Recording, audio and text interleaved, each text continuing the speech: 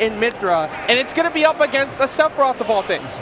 Yes, and going to be a banger. I mean, Tweek, I don't know if it still holds true, but I'll never forget when he said, I can play your character for a day, and I'll be top 3 with that character. He's like, yep, it was something along those lines. Maybe he even said you could be the best if you played within 3 days, something of that nature. He's pretty much proved it over time. It's really difficult to kind of argue against it. And Tweek now just going with a character that can utilize for one that disjoint. He's always historically done well. And it just moving up the tier list in a way that allows him to kind of like frame trap people for days.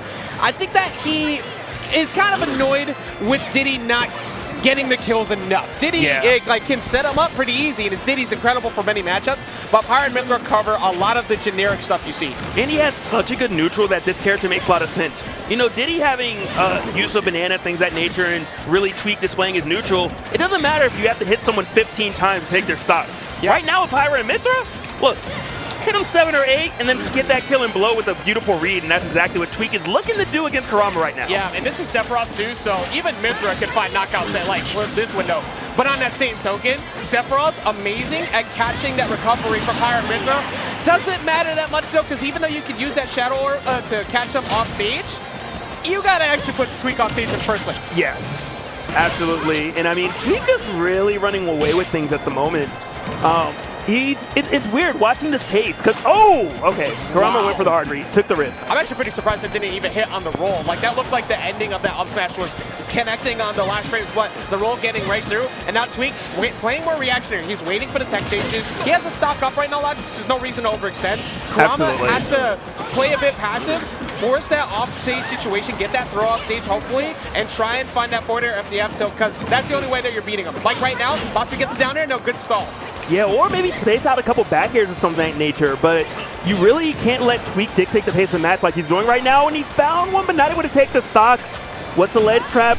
Oh, that was scary. I like the idea behind that, just going for the normal fire orb to try and get in. That flare is really solid at forcing a jump, but still found the F tilt at the end. And that's really what matters, you know? You're still trailing a lot in percent, but you do have that one wing that you get to play with, might help you out just a little bit. And maybe find a beautiful string. Maybe get Tweek off stage and just force him at the ledge. Keep that ledge trap going, and you might be able to bring yourself back into this game. Yeah, and you already know, when it comes to like dealing with someone like Sephiroth, fighting against Pyra on the ledge, you are so scared because every mistake you make leads to a knockout. So you have to be careful on how you get back on. Good spacing right there. Not going to get hit by the out smash, but Tweek just going to center stage. Now there's no reason to commit and try and box you where you could get that back throw over on the side. Yeah. Oh, and I was just about to say, this is terrifying. When you're at 130, Mythra can also take your stock. Yeah. The fast one, the one that doesn't have the killing blows traditionally, and it's so terrifying to be in that position. Like we were saying, with that weight of Sephiroth, it's pretty easy to find those kills, even being Mythra. And for Tweek, he just continues to hold center stage, has the dots on, but it doesn't really matter. Like side B forces you to usually jump, but look at that defense from Tweek. He just stayed grounded.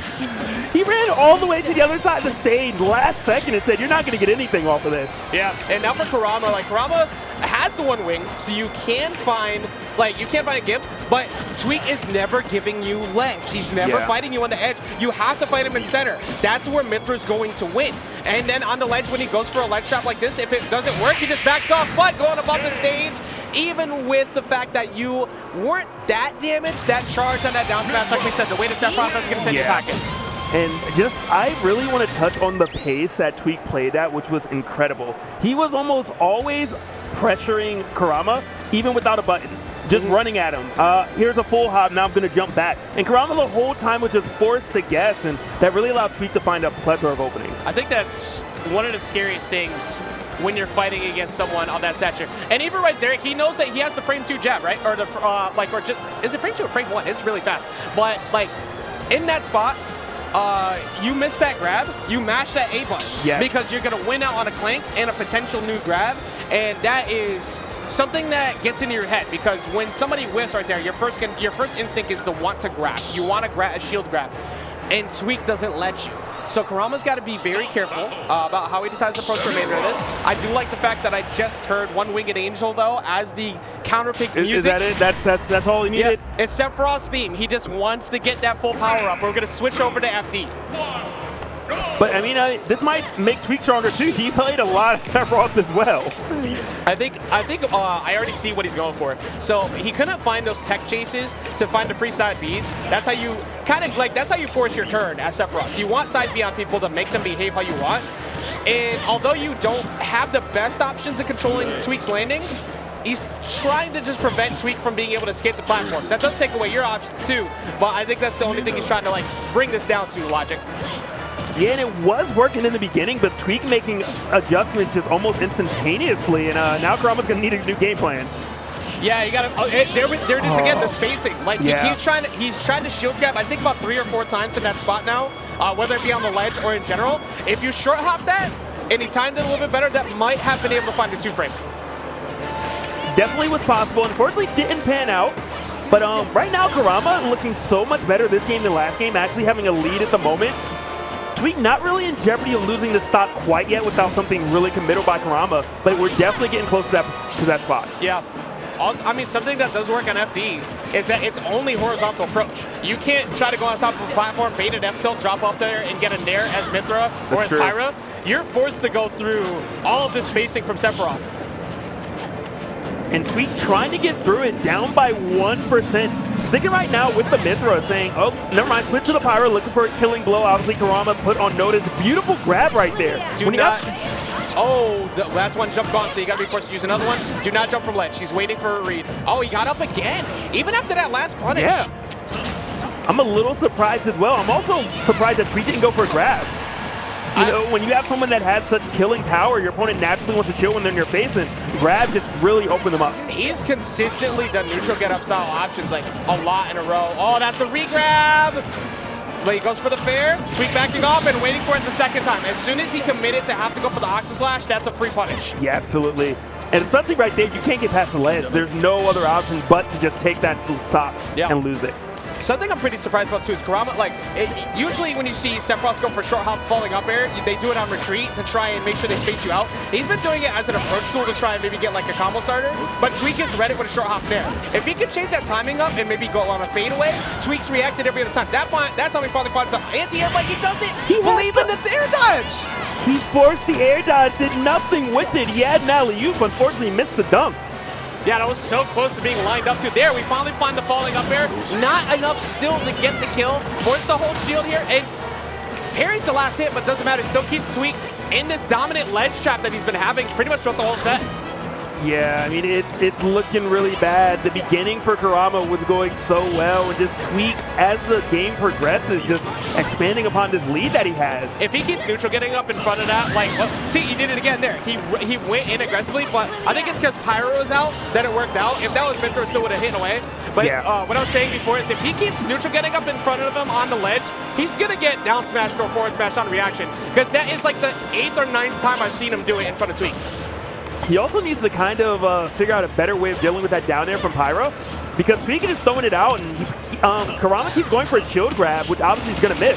Yeah. And then maybe move back a little bit and go for a whip punish and really use that range that Sephiroth has. Yeah. I mean, at least this FD pick is working a lot better. It's a much slower game, but Tweek is not one to not worry about going for a slower game. I do like how Kurama's approaching it. It's just that it's been hard to get those neutral wins. But I think the thing is Kurama consistently wants to get up and get a reversal throw on ledge. It just has not worked, and that time it ends up being a kill throw. I cannot believe that we just watched someone live to 196% and die to a crab in that scenario. Look, last thing we need is Pyra Mythra getting access to a kill throw. Like, we do not need that right now. But now he's up a stock. He can afford to kind of pressure him at ledge, like off stage if he feels like it. Not really a big reason to do so.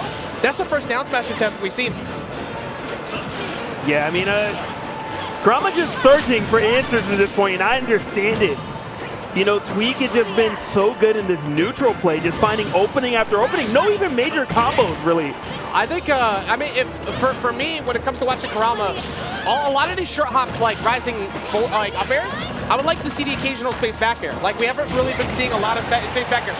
You can use armor to sneak your way through. And again, Logic, he had the read on the air dodge and did nothing about it. It's Tweek. This is called Tweek privilege, okay? And Tweek is going to take it 2-0 over Kurama. Like, when you... when you see someone like Tweek give you the opportunity, you're so with surprised. how many other times you did up airs and you aren't doing it on the air dodges, that just blew my mind. But also nerves do play in. When you get it, when you're starting off the day, especially, you're the very first match on stream at SmashCon, and you run into Tweek. That was winners quarterfinals, of course, to that pool. They're going to continue to move forward to get towards the qualifying portions. But Kurama getting sent to losers, it's not like that like, every single person in front of you, doesn't matter if it's a top player or not, you should be looking at them like they're beatable.